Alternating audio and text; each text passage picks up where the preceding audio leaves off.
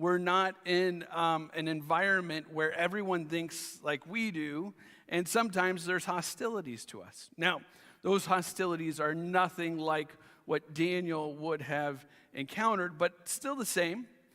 We are trying to live out what it means to be loved and forgiven and connected to Jesus in a world that has changed a little bit since we've been alive.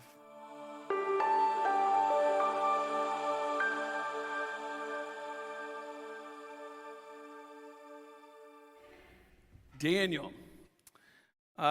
We have been looking at Old Testament characters, kind of like we mentioned, and we come to Daniel. And I thought that as we look at the book of Daniel, it would be good to put it into a little bit of context for the other books that we've been reading. And so as we look at the books, we see that the book of Jeremiah is about the prophecy of the exile and what is to come. Daniel puts us in the Babylonian exile as it starts with the story that we're going to dive into a little bit. His book then goes into the book of Ezra. They kind of follow along with each other.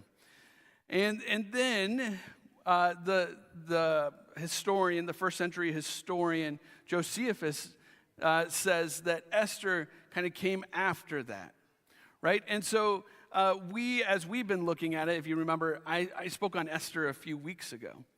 And so as we look at the Bible, sometimes we look at it just kind of linearly, but we forget that some chronological moves happen as we look at those books. So I thought that was a good thing to think about. In the book of Daniel, as we look at it, he was probably in his late teens or 20s before he was taken into Babylon captivity. And he lived till he was around 86, scholars think. So it's about 60-year span in this book that we are looking at.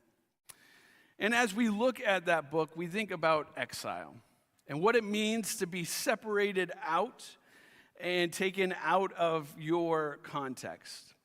I've had quite a few people talk to me about living in exile now as we look at the world around us and we live out our Christian identities of what it means to be loved and forgiven children of God, that we kind of live in a little bit of exile now because we're not in an environment where everyone thinks like we do, and sometimes there's hostilities to us. Now, those hostilities are nothing like what Daniel would have encountered, but still the same.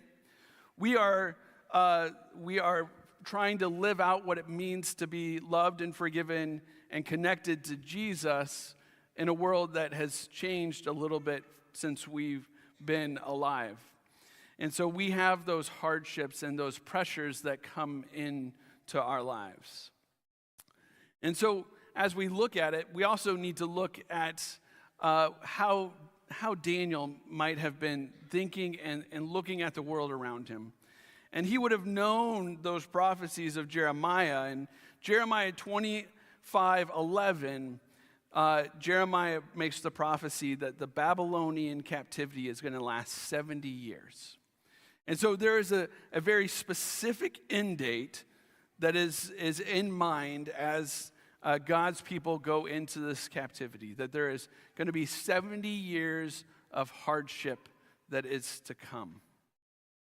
Well, we see those hardships come for Daniel, but I think before we get to those, we got to look at why Daniel?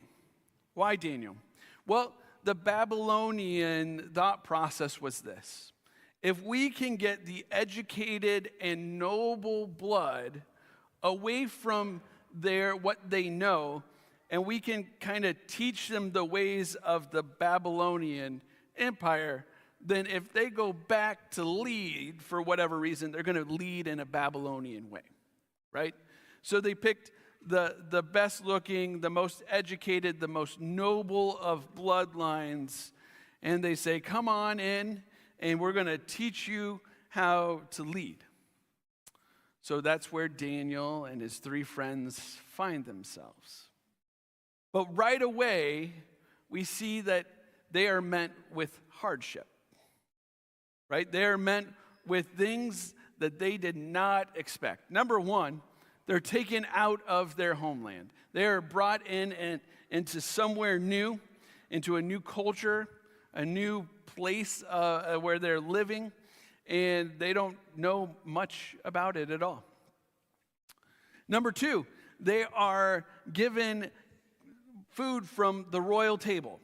Now, we don't know this for sure, but scholars think that meant that food was more than likely sacrificed to the gods of the Babylonian kingdom and then brought and offered it to the king, which meant that as Daniel is talking about not defiling himself, he's really looking at the Torah and what God had asked his people to do. And it says, have no other gods before me.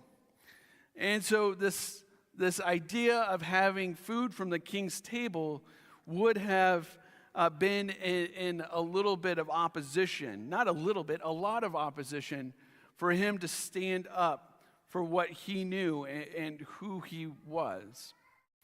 The third thing is that their names were changed right away. And I don't know if we think about this all the time, but their names that they were given actually connected them to Babylonian gods. So Belshazzar, the main Babylonian god of the day was Bel. And so he was given this name that meant Prince of Bel, right? Then you have Rak, who is the god of the sun.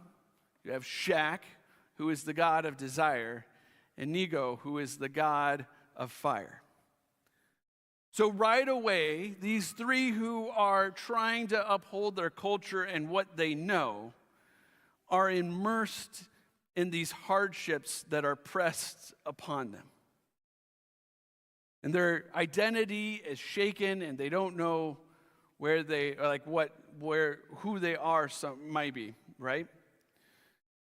As we think about our lives, and we're just going to step out of that story for a minute, and as we think about our lives, we think about being sinful people living in a sinful world and the hardships that press in against us, right? We may not be moving into a new culture. We may not be debating about eating food offered to idols. We may not be working on a name change, but we might be trying to figure out what new family dynamic means. Or we might be debating whether we should click on that site one more time or not. Or we may be putting up walls of defense against someone that we should have peace with and have love and forgiveness for. There are all kinds of different ways that we see hardship coming into our lives, or that we are creating that hardship for ourselves. And so as we think about the story of Daniel, we got to step out from exactly what the hardships were for him and kind of think about the hardships in our lives and see how we deal with them. And I want to go into how he dealt with them a little bit here. You see, Daniel had hope, because as that prophet Jeremiah was writing about the Babylonian exile, he wrote these words: "For I know the plans I have for you, declares the Lord, plans to prosper you and not to harm you, plans to give you hope and a future." Now, oftentimes when we're looking at confirmation verses and things, we take that to mean a very personal, like, oh yeah, God has a plan for me. And he does. But as those words were written, they were really written for the people of God. That there is a hard time coming. There is oppression that is coming. And guess what? I've got a plan. I know this is going to be hard, but let me give you a hope. And you will have a future. Now, as Daniel and his friends are entering into this captivity, you gotta guess that they are leaning into that hope. The hope that this caring God that they have heard about and seen writings about and learned about, is going to be there for them. And that these prophecies of Jeremiah are going to give them what they need to sustain through this captivity. And so I think what we see within Daniel's story is that his hope for that future, his hope for what God had promised, motivates his faithfulness. And we see this not only at the beginning of the book, but throughout all of the stories of Daniel, that there was something about Daniel, and as he held on to his convictions, as he was faithful to hold on to what God had asked him to hold on to, that there was something different about him. Daniel's hope motivated his faithfulness. And we know that God blessed Daniel and the other three in ways that would mean something to the world and the culture around them. We know that as they were faithful to God and his promises, and they learned and kept on growing in their faith in God, he used them in mighty ways, right? Because at the end of the story, we see, like from our call to worship, that King Darius decreed that everyone should show reverence to the God of Daniel.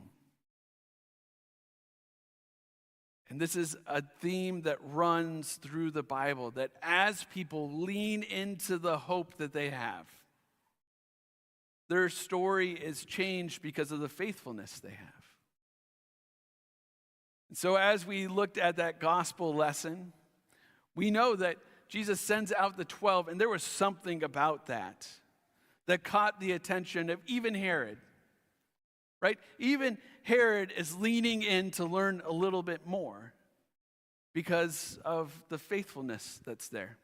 And we know the rest of the story. We know that there is more to Jesus' story than just sending out the 12. We know that his story actually creates a hope for us. In his death and his resurrection, there's a hope for tomorrow. Not just a day of rest in Labor Day, but tomorrow being an eternal life with him. And so as we look at our own life and we look at the hope we have in Jesus, how does that motivate our own faithfulness? Who is it in our lives that as we look and act and think and do different because of our faithfulness, because we know that we are loved and forgiven children of God, who is it in our lives that's seeing that and their story is being changed like Darius or like the 12? God has given us a hope for tomorrow. And as we lean into that, as we're connected into who he is and what he's done for us, we live that out. And that changes our story, but it also has the ability to change the story of those around us. And so my hope is that over the next few days or weeks or months, that as you are motivated in your faithfulness because of the hope we have in Jesus, that touches the lives of the people around you, and you're able to share your story. Because as we share stories about love, they're a little bit different than the stories that people hear often. Or as we share stories about forgiveness, they're a little bit different than people expect or they've come to know from people around them. And it makes a difference. So as hope motivates our faithfulness, people notice, and we begin to be able to speak into the lives of those around us. So my hope is that you're able to have that opportunity in the days and weeks and months to come. Amen.